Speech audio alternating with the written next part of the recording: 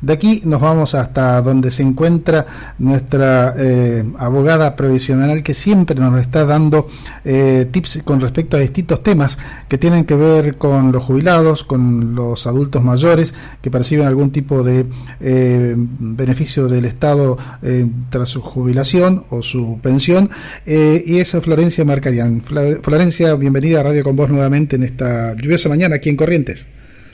Muy buenos días, Freddy, un placer estar con ustedes. Bien, en los últimos días estuvimos dando cuenta también aquí en Corrientes de un trabajo que se realizó por parte de una institución que se llama el ESEPSI, Delegación Corrientes, respecto a la canasta básica total y la canasta básica alimentaria. Pero vimos con preocupación que hay un artículo que salió en el diario Clarín hace algunos días atrás, donde se habla de que la canasta de jubilados ya cuesta poco más de 200.000 pesos, 202.000 pesos y algo. ¿Es así? ¿A tanto ha subido la canasta básica para los jubilados? Es así. Sí, tenemos en cuenta que en marzo del 2022 estaba en 97.000 y hoy lo tenemos arriba de 200, como bien decías, en 202.064 pesos. Hubo un aumento del 107.8% de la canasta básica.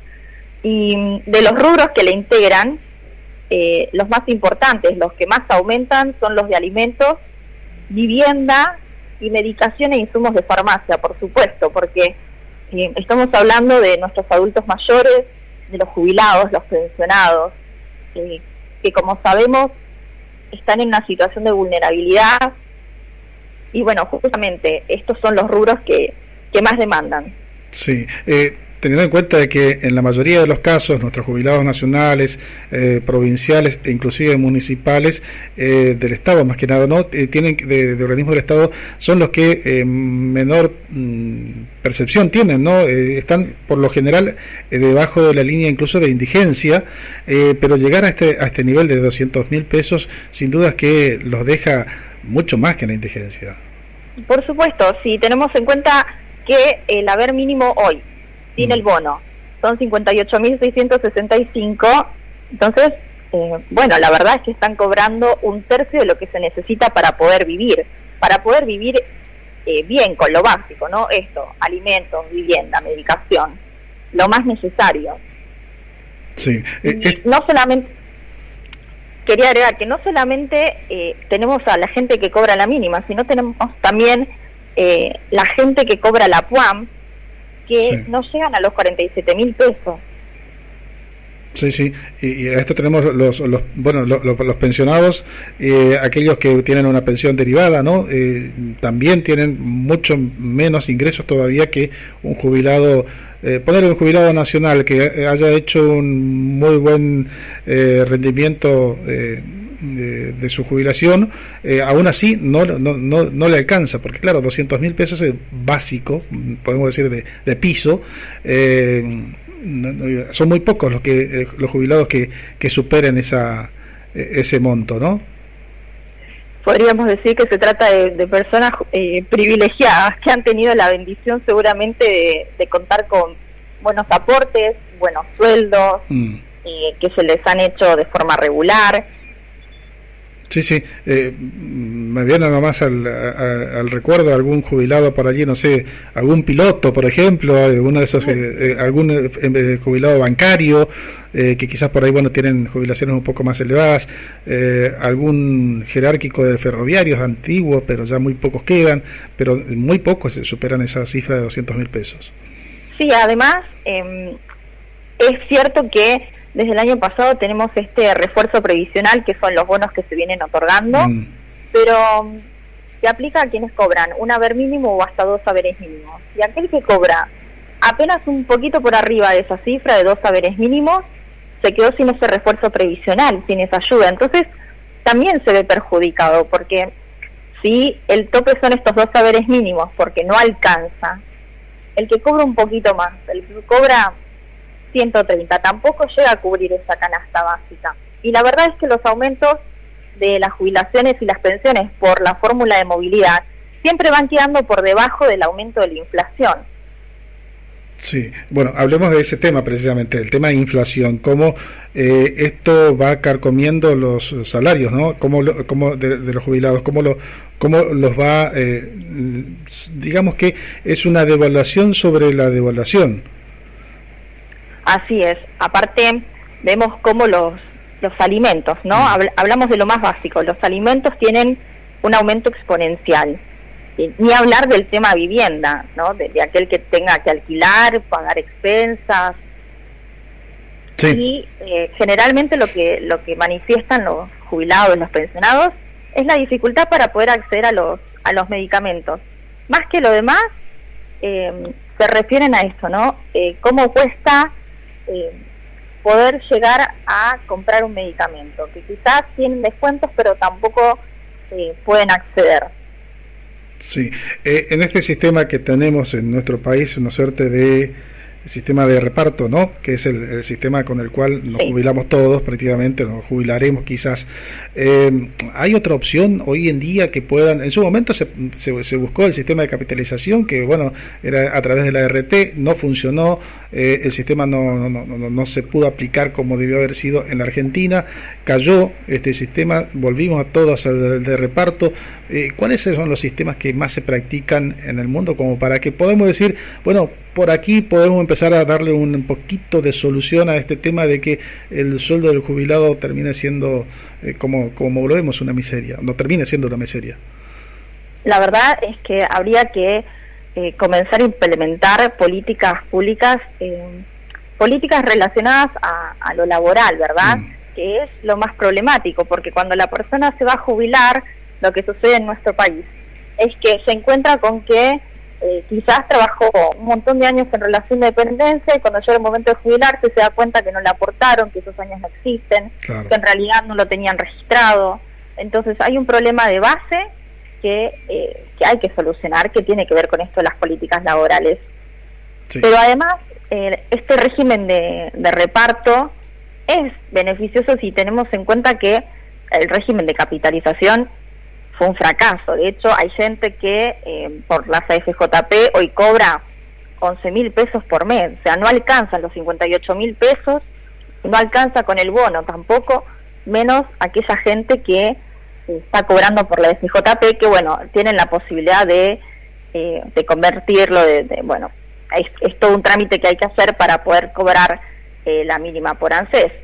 Pero digo, no ha funcionado el sistema de capitalización, que es algo que se tuvo en cuenta y que fue también muy conversado y debatido cuando se estaba tratando la nueva ley de moratoria. Sí. Que también resurgió este tema de la capitalización y fue como una alerta. Sí.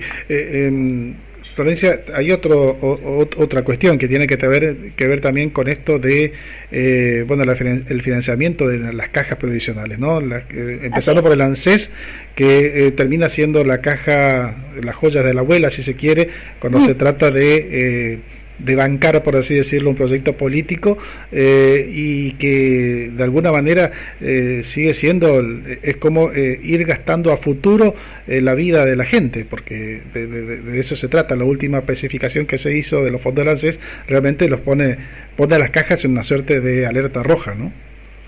Por supuesto. Igual hay que recordar que más allá de los aportes que hacen los trabajadores activos, que eso hace al fondo del ANSES, sí, también la ANSES recibe fondos de distintos impuestos, el impuesto a las ganancias, a los bienes personales, también recibe por el IVA, entre otros impuestos específicos que hacen a que se forme ese fondo. Ni que hablar que cuentan con esto que estuvo tan en boga, que fue el tema de los bonos, sí, de los bonos en dólares con los que cuentan los títulos, pero también se quiso utilizar esto, ¿no? Especificarlo. Y hay que tener en cuenta que es una reserva en realidad para los jubilados y los pensionados. Sí, decías una cuestión de política laboral. Otros países mantienen su sistema de pensiones y jubilaciones dentro de un cierto equilibrio. De hecho, lo han hecho muchos países europeos con, bueno, este problema que ahora surge en Francia en particular, o Estados Unidos con su mismo sistema. Pero es curioso que la Argentina con todo el capital humano que tiene productivo no haya podido sustentarse en una política siempre de beneficio para el jubilado y no de detrimento, ¿no? Sí, para mí la clave está en pensar, primero contar con estas políticas laborales que no sean estas políticas deficientes que existen hoy en día, que hay que ayudar a las pequeñas y medianas empresas para que puedan contratar gente, para que puedan contar con, bueno, que esté todo en condiciones como para poder aportar a los trabajadores, pero además que hay que pensar en la jubilación, que es algo que en general la gente no hace. Cuando uno es joven, no lo hacemos. La jubilación la ve muy lejos. Es algo como, bueno, en algún momento me jubilaré. Y hay que comenzar a pensar con tiempo, anticiparse, prever.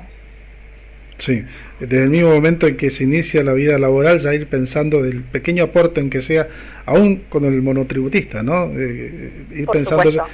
ya que ese aporte es a futuro, más allá del momento malo que estábamos pasando en esto de la distribución, en algún momento algún equilibrio habría que hacer, y la única manera de hacerlo es justamente buscando esa herramienta que significa el aporte previsional que debemos hacer los empleadores también, ¿no? Colaborar entre todos. Sí, y también llevar tranquilidad a la gente, porque hay consultas, muchas consultas de personas que han tenido cantidad de años en relación, no de dependencia, digo, como monotributistas, como autónomos, pero también tienen años en relación de dependencia. Dice, yo tengo los últimos años como monotributista, me voy a jubilar con la mínima, y bueno, en realidad no, hay que tener en cuenta que para el cálculo del haber jubilatorio, de lo que le van a pagar, se toman en cuenta los años en relación de dependencia. Entonces, si tuvieron 10 años en relación de dependencia, aunque los últimos hayan sido como autónomos, como monotributistas, que tengan la tranquilidad de que son aquellos años los que se van a tomar, pero sí, como bien decías, que bueno, que por lo menos que la gente, si puede tener el monotributo, que si pague el monotributo, porque hace a la cantidad de años, o sea, a llegar con esos 30 años de aportes que exige la ley.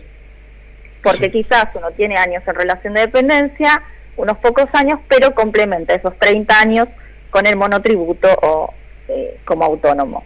Y no llegar a la desesperación de tener la edad jubilatoria y no tener los aportes correspondientes, que significan después entrar en otra espiral, ¿no? de preocupación. Y depender de las moratorias, por supuesto. Claro, que son según el momento en que al Estado se le ocurra aplicar una política de moratoria, y eso ya no depende del jubilado o del futuro jubilado, sino depende ya de los momentos políticos, y ya escapa de sus manos. Florencia, te mando un beso grande, que tengas una buena jornada. Un placer, hasta luego, muy buenos días. Buen día. Florencia Marcarián, que siempre nos desasna con respecto a algunos temas que tienen que ver con los jubilados.